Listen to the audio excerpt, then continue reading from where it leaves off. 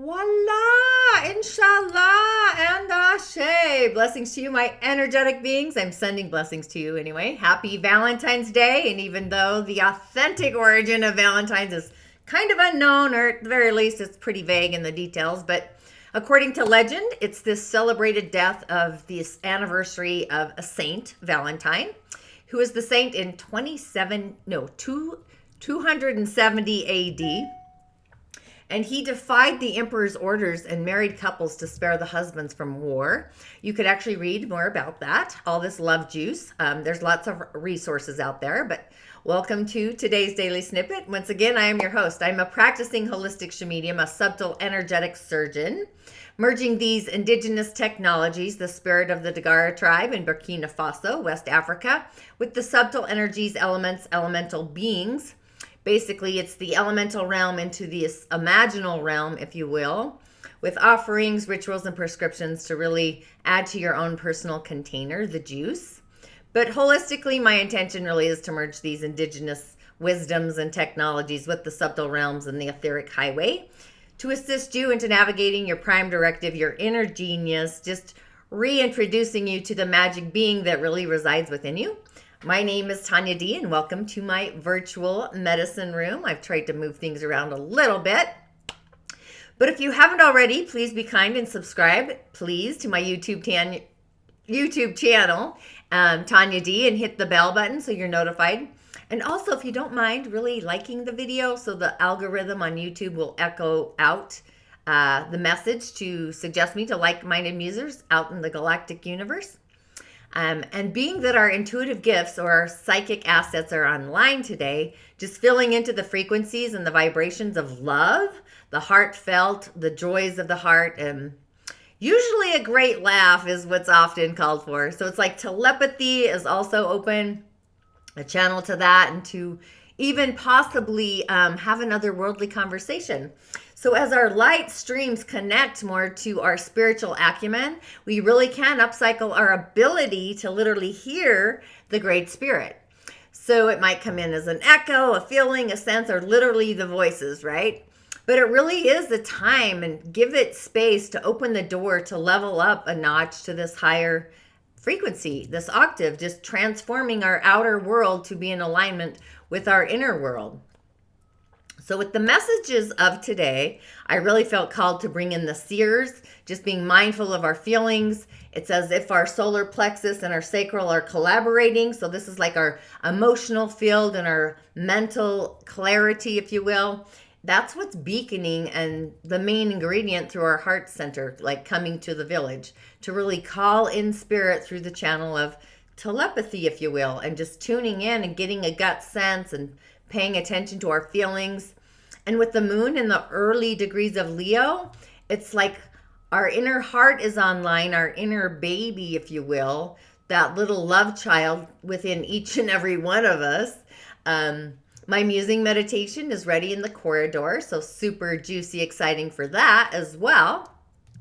But the messages of the day, I guess I could have showed you my little moon meditation. Look at that, super juicy. It's the snow moon.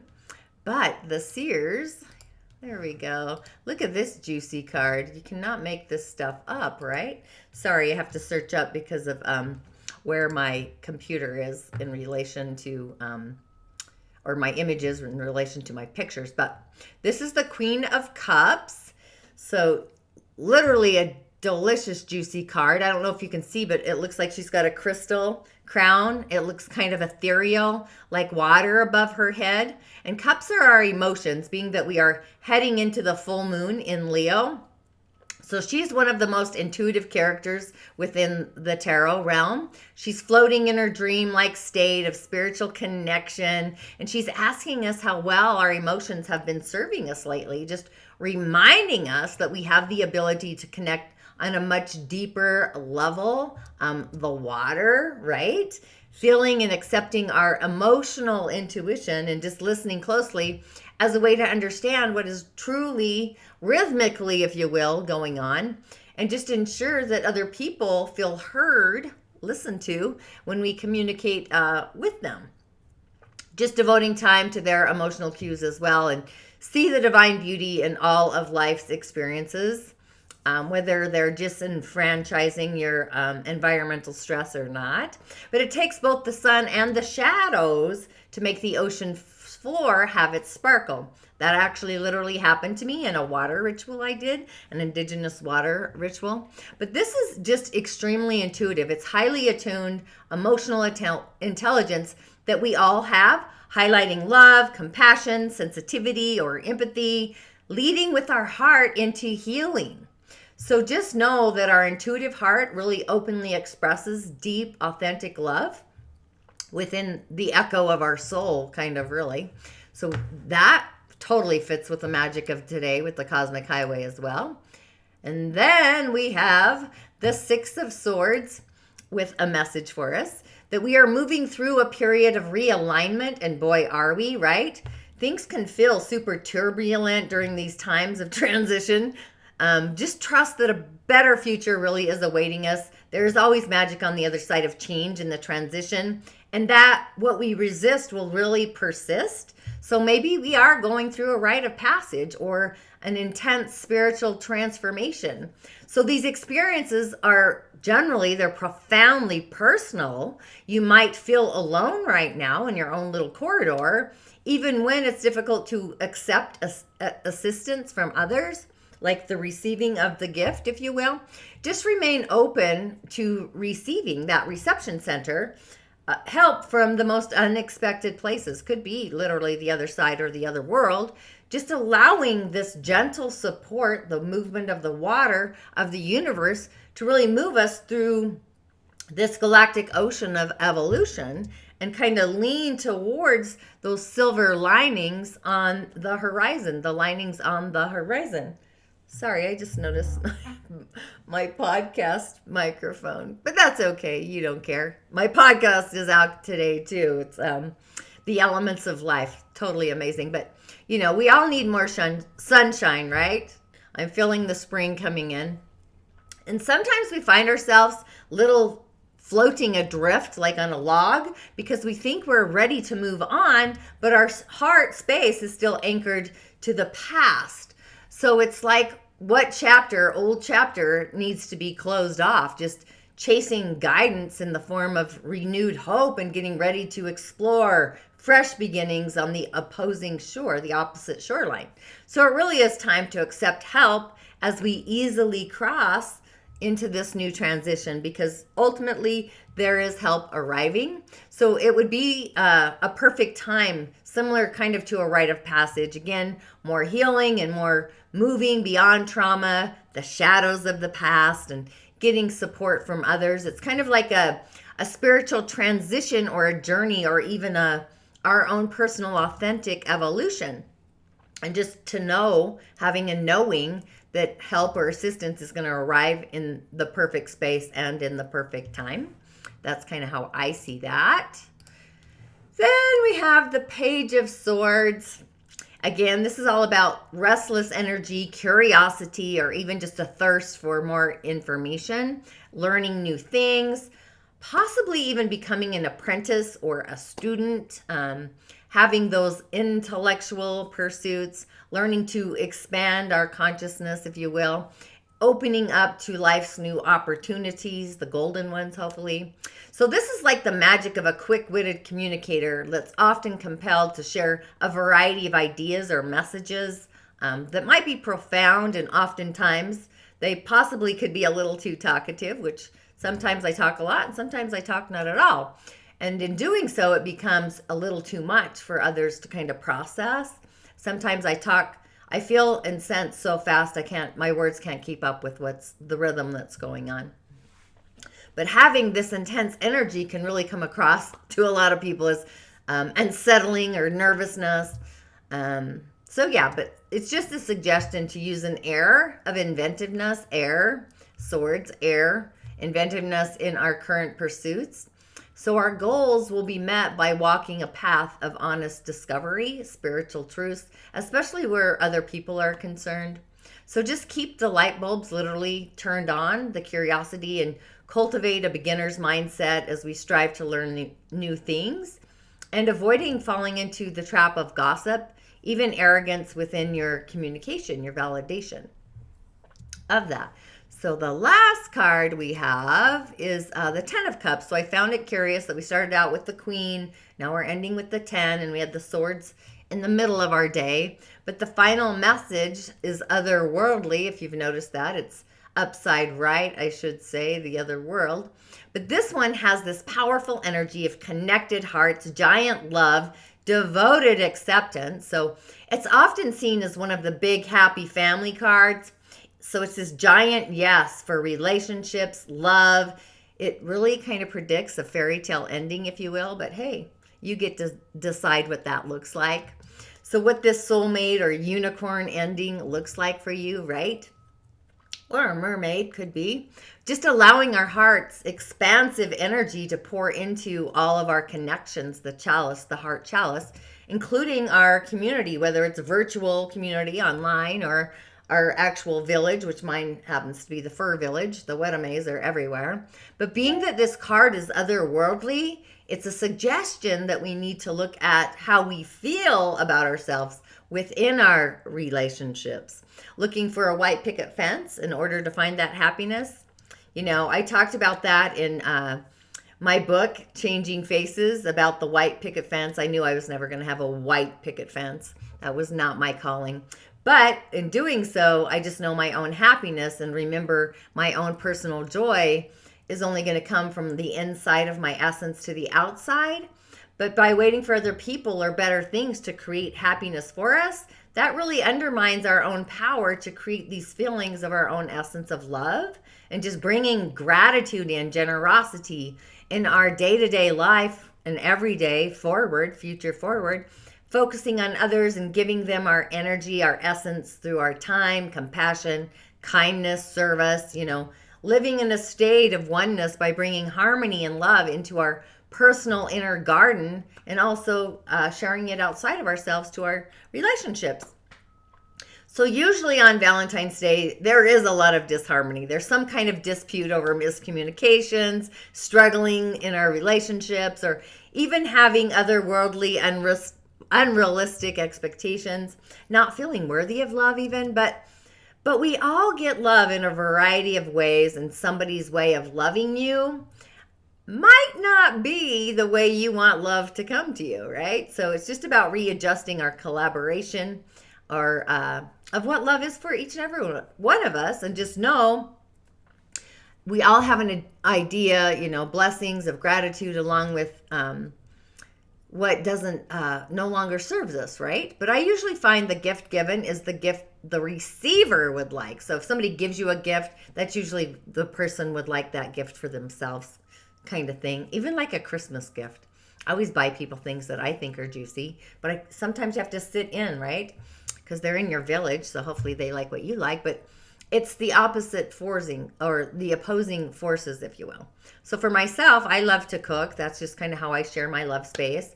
I cook it for myself. It burns off excess fire energy and nurtures the clan, if you will. That's kind of how I bring my spirit space back into balance, because I do have excess fire, so I don't really need a lot of fire to get going. Not going to say that too much. Uh-oh, here we go. Ding, ding, ding. Okay. And on the elemental highway today, we have a Yang Earth dog of a day. So we've got this double Yang Earth of a day being born in the Tiger month, which again, it's the beginning of spring. So the energy of wood and nature is always strong in the spring, but the earth is still chilled from the winter during that Tiger month. So the wood is even stronger. It's wet and it's controlling the earth. So the energy of today, our Yang Earth element, is actually weak. And the most needed element would be fire to literally warm up the day. And yin water, you've got some yang water there on the month and the year on the stems, but that also can provide some moisture. It's yin. Where yang metal will keep our strong wood under control and also produce more water, if metal was there, right? But water is excessive. So there really is a need for more fire and metal. Earth can also be useful here to kind of counteract all the yang wood energy, but being that wood is already strong, there's really not that much more of it that we actually need to add to our day. And this chart is super warm. It's hot in a way as well. So the elements kind of are needed to function properly, they need to be stimulated to bring our balance to our day. So the metal energy is unable to control or use the element of wood. So metal might be damaged while the wood remains in control, if you will. So it's not very useful. So the metal element needs to be stimulated to bring balance to our day. And the wet earth is useful. It's useful because it's going to produce the metal, and it's going to actually exhaust the element of nature or wood, because the energy of wood is draining the weak water. So it has no support to grow, or the roots can become if you've ever overwatered a plant, or like me, my air plants don't ever exist very well for very long. It's a whole situation. However, metal might help out the frequency of today as well. So we need it to kind of control the excessive wood along with supporting the water element. But being that our earth is dry, it might break the weak metal element, which is actually needed, while the water or the wet earth might also be helpful to reduce the excessive dry earth. Do you see how all this plays out? It really is this elemental dance, if you will. It's like cats kneading the soil or digging in the dirt. But being that our day is a dry earth day, the dog, it contains a lot of fire, which is also supported by the dry wood. So this combo, it really makes it both a hot and also a dry frequency. So the water is needed to provide the moisture to the element of wood, our dry earth, to really make it more nourishing to get into the flow. So metal is the energy that I sense we need. We only got one hidden in the dog of the day of the dog. It's hidden there. But yeah, I go for the metal to regulate the balance of the day. Our innate nature, it's not very productive with no output to kind of get it going. Earth produces metal. So that's like to get us into the flow. And fire brings balance to our chart as well, to keep the element of wood very busy. And being that our earth day is very dry, it makes our yin water within the wet earth very weak and not usable either. So I sense we both need fire, mineral, or metal to bring balance to our day. And the dog, the energy of the dog, dogs need loyalty. They create part of what's called a fire trine, a fire trinity. And the dog has fire actually in storage is what that's called. So we've got the tiger is kind of the birth of fire. The horse is the fire itself, and then the dog. So it creates this trinity. But the dog seeks to circulate easily and relate comfortably to each other. So jasmine is great. It's a great essential oil for the energy of dog people, because they're fire people and they burn very passionately. And also they withdraw or seclude themselves. That's kind of what a dog energy does. So they really need to get in touch with their inner light, their passion again. Also, a vegetarian diet is great for dog people. And mind you, these can play out in different areas. I'm just talking about the day. I'm just musing about. But vegetarian, like celeries, apples, spinach, eggs, fish, mostly vegetarian. Hawthorn's great to regulate blood pressure. Mullein to soothe the lungs and the mucous membrane. Ginkgo, circulation to warm up the body. And also for good circulation and the colds and the flus. Oat straw is great for the nervous system or nerves. It heals and it soothes. So if you have kind of that nervousness, that anxiety thing going on, lavender is always great. It's always calming. Raspberry leaves or lemon balm, those are calming as well, and you can use them for fevers. But the dog really needs to know that they are connected. And I sense with the current experience that we're all sharing on the thread lines, mullein leaf is really a great item, an herb just to have on hand to create a tea, if you will, a tincture. I use essential oils for a variety of things, but again, ask your practicing health practitioner. But I find that our bodies speak a unique language, and that if we were to listen, we would understand our own personal energetic hiccup, if you will, inside of us. But the cosmic energy in the season of Aquarius is actually one of my favorites. Actually, They're really all a blessing in a unique way, right? They always bring us different insights if we tune into them. But filling through these thread lines, even the unfamiliar has a similar energy. So once we flow into it, our shadows, right? It's one of the highest frequencies that we can frequent in any given cycle, being the beginning of the 2022 cycle. So we have this extra sensory high octave spiritual connection today. So it's like a magnifying glass, if you will, is upcycling the connection, whether it's conscious or subconscious. All I see is like spidey senses, like hypersensitive perception. So we're tuned to these spidey senses more than the logical duty of our senses, if that makes sense. So it's feeling like you're moving through a timeline or a lifetime. So it's a magical day to really grow into our own spiritual acumen, our spiritual authenticity. So it's time to allow the universe, God, universe, the Great Spirit, to be our guide on this one, and putting all those constrictions and those rules that govern man into the physical toy basket, if you will, and just unhook the backpack of the past so we can take a leap into an optimistic hypergate future, hypergated, and just opening our eyes to the spiritual truths. You know, you're going to see over the coyote trickster, especially when we allow the Great Spirit, the universe, the oneness field to be our guide, our guardian of our galactic thread lines, so we can see the grand scheme of all the things, the story of like a mountaintop perspective, having the full view. So it's like the delicate blossoms that is in the future threads blossoming. So if we can literally tune into our highest frequency, our highest octave, whether it's through meditation, lighting a candle, crystal gritting, telepathy, really any spiritual exercise that you feel called to do, a hot or a cold soak in the tub even, you're going to improve your intuitive gifts and the clarity of guidance on our earth journey. So just pay attention to the sand, the smaller bits and pieces, thoughts that are little snippets, and whatever pops into your field, you might get an intuitive hit, a gut sense. I would use a notebook and see the options that the future is kind of laying out in front of us today, and flow into our feelings, the streams of the flow of them. Are they positive? Are they negative? You're going upstream or downstream? Are you getting an alert signal? Do you feel juicy? So whatever it is, it's going to be, or it should be, in alignment with our heart and our authentic self, our nature, our spiritual values. They're kind of being accentuated, if you will, accented. Spiritual truths. Do you need to change anything in your current living style, or, you know, are your daily routines in alignment, reflecting your highest spiritual light? Or, and also, are they supporting you for the next notch in your spiritual belt? So really go inward on your journey, connect with spirit, your intuition channel, the voice of wisdom. It really is a magical day to meditate.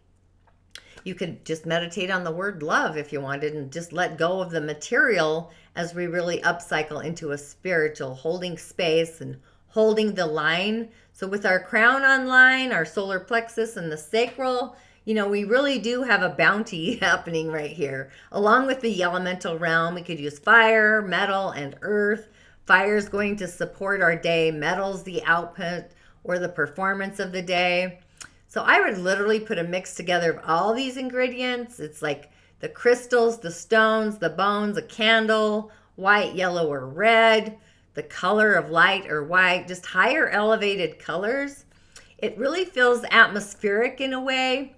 But I would also affirm into our solar plexus along with our sacral. You could even use those colors if you're called to them. The oranges and the yellows are a combination of yellow-orange or orange-yellow. So it's like matter, from energy to matter. Matter is like the walls, our clothing, a car. Matter, a coffee cup. I would say my chocolate cupcake. Matter is bad. Energy is flowing, it's fluid. So it's like the rays of the sun, yellow energy, the sunset orange energy, you know, that's all light and frequency. So it carries a different essence, right? So our crown, it's the Ong, of the crown, the Ram of the solar plexus, or the Vam. And I mean, take a deep breath and hold it as long as you can. I would probably do a chant of at least 3, and even all 3 of those really. But I would also affirm that I am tuning into the highest frequency that resonates with me and to me, to hear the voice of spirit today and literally feel those messages, the guidance of them. And let spirit be like literally your guiding acumen through the flows of the day. There's a lot of stuff happening in the galactic world. I won't go down that rabbit hole, but just hold the line, and may peace be with you. InShalla, Ashe. We're doing great. I'll see you on the other side.